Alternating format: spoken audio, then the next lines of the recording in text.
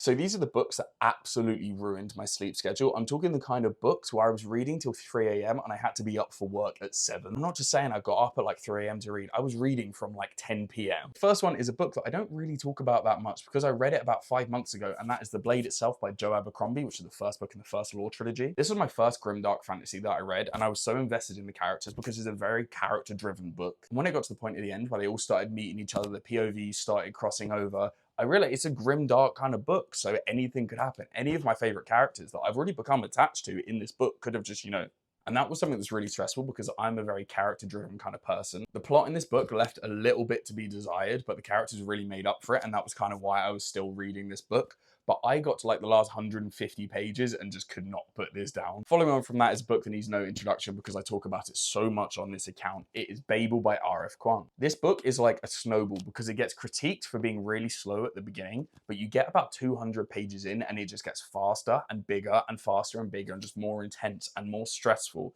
but it's amazing. I genuinely think I read about 350 pages of this in one night just because I kept being enveloped by the storylines, by the messaging, by the characters, by the plot, by everything with this book. I do agree, it is a slow book to get into. The first 70 pages I really struggled with. I read over like 5 days, which is nothing for me. But then, like I said, the last 350 pages, one night, they were just gone. Going slightly askew from fantasy, we're going to the first sci-fi book I ever read, which is Empire of Silence by Christopher Rucchio. Hadrian Marlowe is one of my favorite protagonists, and this isn't an easy book to read because you have to learn so much. You have to learn about space. You have to learn about new worlds, new planets, new names. And then when you talk about the physical reading, the text in this book is tiny. The pages have so much text on them, it takes ages just to read one. But I remember when I was reading this, it was genuinely like 3 a.m. and I was just up reading and I just read like 100 pages like at once. And for this book, that's a lot. And if you have read this book, you know how small the font and the words in this book are. So for me, my eyes were hurting. And then the final book in this video, no surprise, Words of Radiance by Brandon Sanderson, the Stormlight Archive Book 2. I also had this with The Way of Kings, but I decided I'm not going to spend another video talking about the first 2 books in the Stormlight Archive. But this book was amazing. Genuinely, I was about like 900 to 1,000 pages in, and I had about 200 pages left, and I just went straight through it. I blitzed through it like that. I'm the kind of reader that normally keeps an eye on the time, normally keeps an eye on how long I've been reading.